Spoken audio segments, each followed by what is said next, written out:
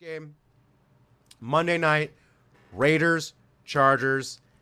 I am going to be shitting my pants over this game.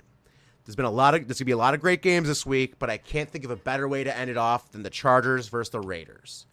This season, Derek Carr, he's averaged over 400 passing yards per game, and there's a reason why Derek Carr is the all-time leading passer for the Raiders, which is a fun stat. I mean, Raiders have been around for forever, and he's still the all-time leading passer. Really interesting, but Derek Carr, he always gets the short end of the stick because of his lack of weapons that he's had the past few years and the lack of defensive prowess. And the Raiders are 3-0 for the first time in almost a decade, since 2002 when they went to the Super Bowl and they faced the Bucs there. It'd be crazy if there was a repeat of that Super Bowl, and John Gruden's in it, which he was in it in that Super Bowl too, and he was the coach for the Bucs, and now he's the coach for the Raiders. Anyways, I digress. But Derek Carr, his second-year receivers are showing out a little bit more, while Darren Waller continues to get his targets. Derek Carr, he's the front runner for the MVP, but let's see if he can keep that pace. The Raiders, also, they get Josh Jacobs back this week, and one of the most surprising parts of the Raiders game last week was Peyton Barber, their third-string running back. He got over 20 carries. He rushed the ball 23 times, while Kenyon Drake, the running back, which they just signed over at $10 million, he only got 4.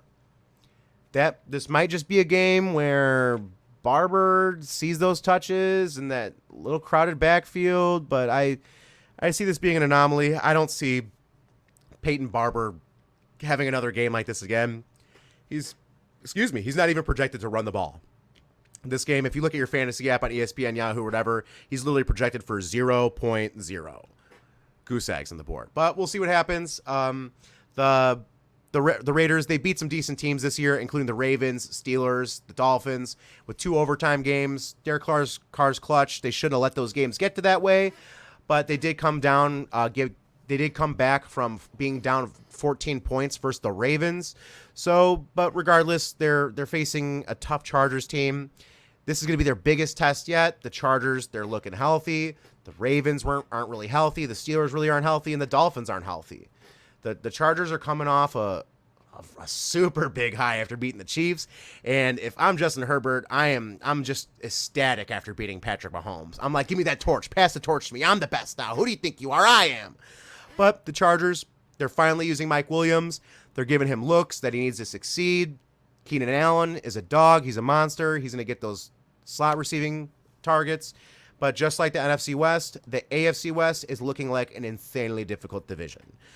These divisional matchups, they're crucial in the playoff seeding, and it looks like both teams are going to be in the playoff race. The Chargers secondary is nothing to laugh at. They were able to hold the high-powered Dallas Cowboys points, the high-powered Dallas Cowboys offense to only 20 points, and force 4 turnovers against a great Chiefs offense. Asante Samuel Jr., cornerback for the Chargers, he has 2 interceptions this year so far, and he's looking like his dad when he played in the NFL. Chargers, they've been doing great. They've honestly been killing it.